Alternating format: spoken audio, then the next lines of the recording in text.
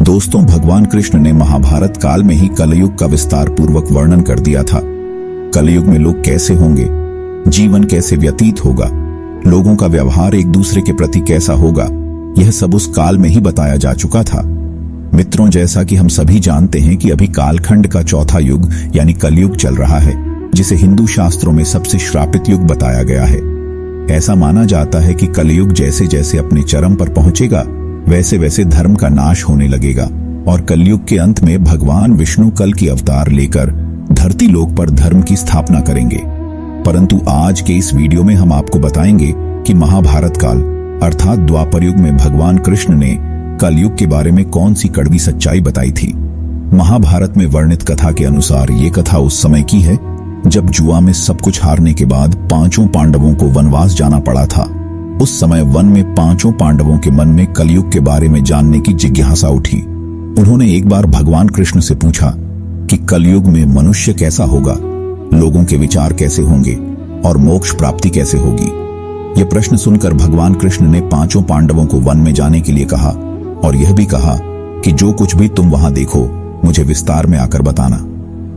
उसके बाद श्री कृष्ण के कहे अनुसार पांचों भाई वन की ओर प्रस्थान कर गए और फिर शाम को आकर पांचों पांडवों ने एक एक कर श्री कृष्ण को बताया कि उन्होंने क्या देखा। युधिष्ठिर महाराज ने बताया कि उन्होंने 2 सूंड वाले हाथी को देखा और वो बहुत आश्चर्यचकित हो गए। जब उन्होंने भगवान कृष्ण को इस दृश्य के बारे में बताया तो भगवान ने उत्तर दिया कि कलयुग में ऐसे लोग राज्य करेंगे जो बोलेंगे कुछ और करेंगे कुछ, और ये लोग दोनों ओर से शोषण करेंगे। फिर अर्जुन ने बताया कि हे वासुदेव, मैंने एक पक्षी को देखा जिसके पंखों पर वेद की रचनाएं लिखी हुई थीं और वह मरे हुए जानवर का मांस खा रहा था। इस पर भगवान ने बताया कि कलयुग में ऐसे लोग होंगे जिन्हें विद्वान कहा जाएगा, किंतु उनकी मंशा यही होगी कि किसकी जल्दी मृत्यु हो और उसकी संपत्ति को अपना लिया जाए। व्यक्ति का औधा चाहे कितना भी बड़ा होगा, परंतु उसकी दृष्टि दूसरों की संपत्ति पर ही रहेगी। ऐसे लोग बहुत होंगे जो दूसरे के धन को छीनने को आतुर होंगे। सात्विक संत तो कोई कोई ही होगा।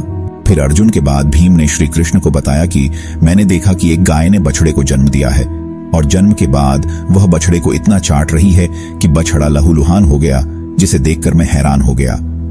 भला कोई माता अपने बच्चों के साथ ऐसा कैसे कर सकती है। श्री कृष्णा ने बताया कि कलयुग का मनुष्य अपने बच्चों से इतना आसक्त होगा कि ऐसी ममता के कारण बच्चों का विकास ही रुक जाएगा। यदि किसी का पुत्र साधु बना तो सब उसके दर्शन करेंगे, परंतु यदि स्वयं का पुत्र साधु बना तो दुखी हो जाएंगे, रोएंगे कि मेरा पुत्र किस राह पर जा रहा है, इसका क्या होगा। कलयुग में लोग बच्चों को मोह, माया और परिवार में ही बांध कर रखेंगे और उसका जीवन वही नष्ट हो जाएगा।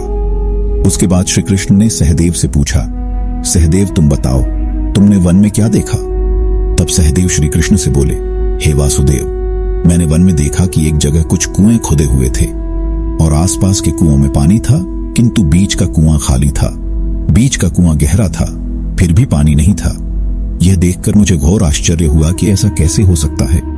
कृष्णा ने इसका अर्थ बताया कि कलयुग में धनी व्यक्ति अपने शौक के लिए पुत्री विवाह में, उत्सवों में बहुतायत में धन खर्च करेंगे, परंतु यदि किसी भूखे को देखेंगे तो उसकी सहायता करने में किसी को कोई रुचि नहीं होगी। इंद्रियों की संतुष्टि, मदिरापान, मांस भक्षण और व्यसन में धन खर्च किया जाएगा और जो लोग ऐसी आदतों से दूर होंगे उन पर कलयुग का नहीं बल्कि परमात्मा का प्रभाव होगा। उसके बाद नकुल ने कहा, हे नारायण, जब मैं वन में भ्रमण कर रहा था तो मैंने देखा कि एक पहाड़ के ऊपर से एक बड़ी सी पत्थर लुढ़कती हुई आती है और कितने ही वृक्षों से टकराकर उनको नीचे गिराते हुए आगे बढ़ जाती है, परंतु उस विशालकाय पत्थर को कोई भी वृक्ष रोक न सका।